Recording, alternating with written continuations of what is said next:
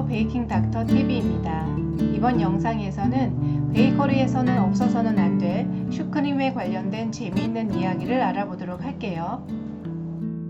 국민 간식으로 알려진 슈는 파타 슈라는 반죽에서 시작되었어요. 슈크림이 변신의 귀재인 것은 파타 슈가 만능 반죽이다 보니 하나의 반죽으로 여러 개 모양의 디저트를 만들 수가 있을 정도로 자유롭게 변신이 가능하기 때문입니다. 이름만 해도 슈알라 크렘, 에클레어, 크로캉 무쉬, 슈케트, 릴리즈 웨즈, 슈 크래클린, 파리브레스트, 생또노레, 프로피토롤 등으로 불리는데요. 이 중에 몇 개는 들어보셨을 것 같아요. 그럼 본격적으로 시작해 보겠습니다. 먼저 슈의 조상격인 파트아 슈의 재료는 밀가루, 버터, 달걀, 소금, 물이 전부입니다. 신기한 점은 베이킹 파우더나 베이킹 소다와 같은 재료를 사용하지 않는데 저절로 부풀어 오르는 마법 같은 반죽인데요. 이와 같이 팽창제를 사용하지 않고도 부풀어 오르는 비밀은 바로 반죽 속에 숨어 있는 다량의 수분이 굽는 과정에서 팽창하기 때문입니다. 슈반죽의 원리는 다른 편에서 정리해서 소개를 할게요. 우리가 알고 있는 슈크림의 원래 명칭은 슈 알라 크렘인데 일본에서 간소화하여 슈크림으로 부르기 시작을 하면서 한국에도 슈크림으로 소개되었습니다.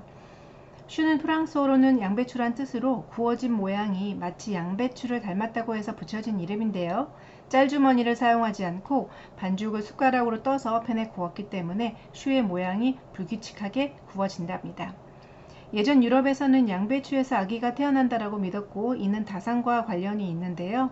슈반죽이 프랑스에 알려진 것은 이탈리아 메디치 가문의 카트리느 메디치가 시집을 가면서 프랑스로 데려온 요리사를 통해 전해졌다라고 알려져 있습니다. 슈 안에는 달걀로 만든 부드럽고 크리미한 커스터드 크림을 넣어 먹는 게 일반적이고 토핑을 하지 않지만 가볍게 슈거 파우더로 장식을 하기도 합니다. 우리가 알고 있는 슈크림은 속이 뻥 뚫린 슈 속에 노란색의 커스터드 크림을 넣어서 먹는 게 일반적인데 이는 19세기 들어서 시작된 것으로 18세기까지는 크림을 넣지 않고 슈 껍질만을 구워서 먹었다고 해요. 슈 안에 크림을 채우지 않고 우박 설탕을 반죽 위에 뿌려서 구운 것을 슈케트라고 하는데 크기는 일반 슈보다 작은 한입 크기의 페이스트리입니다.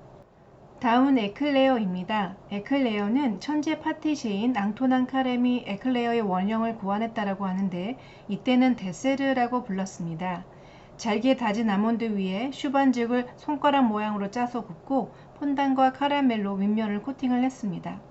여기서 폰당이라고 하는 것은 고온의 시럽을 공기가 섞이도록 치대서 흰색이 되도록 만든 것인데요. 물을 섞으면 흐르는 액상의 형태가 됩니다.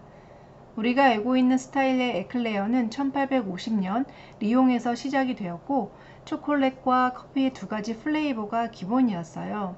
그러다가 2002년에 뉴욕에서 파리의 유명한 포숑 제과점의 파티시에게 오렌지 향의 에클레어를 만들어주세요 라고 주문을 하게 되면서 이때부터 다양한 에클레어가 탄생하기 시작을 했습니다. 에클레어는 슈반죽을 손가락처럼 길쭉한 모양으로 짜서 반죽을 구운 뒤에 안에다가는 커스터드 크림을 채우고 윗면에는 폰당과 초콜릿으로 코팅을 하는 게 일반적인데요. 뜻은 여러 가지가 있어요. 첫 번째 번개불 모양의 막대 형태라는 뜻도 있고 두 번째 번개처럼 반짝이는 폰당의 광택이라는 이야기도 있지만 가장 유력한 것은 너무 맛이 있어서 안에 넣은 크림이 아래로 떨어지기 전에 번개처럼 빠른 속도로 먹어야 한다가 가장 유력합니다. 다음으로는 슈 크래클린인데요. 일명 쿠키슈라고 불립니다.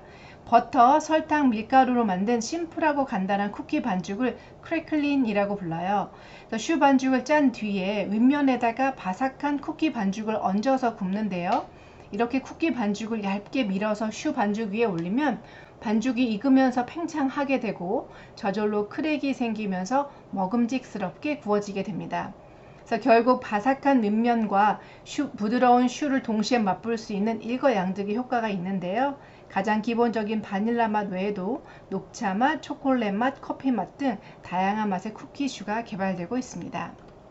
프로피토롤은 기본적인 슈 속에 커스터드 크림 또는 아이스크림을 채우고 윗면에 초콜릿을 씌운 디저트입니다. 에클레어와 차이라고 하면 우선 모양이 다르고 에클레어에는 아이스크림을 채우지 않습니다.